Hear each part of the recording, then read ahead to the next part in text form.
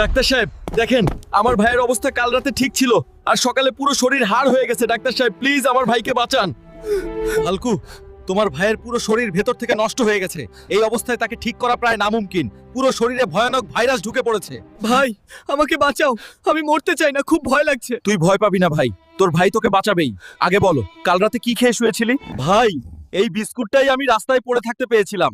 এটা খেয়েই রাতে ঘুমিয়েছিলাম আর সকালে উঠেই আমার এই অবস্থা হয়ে গেছে।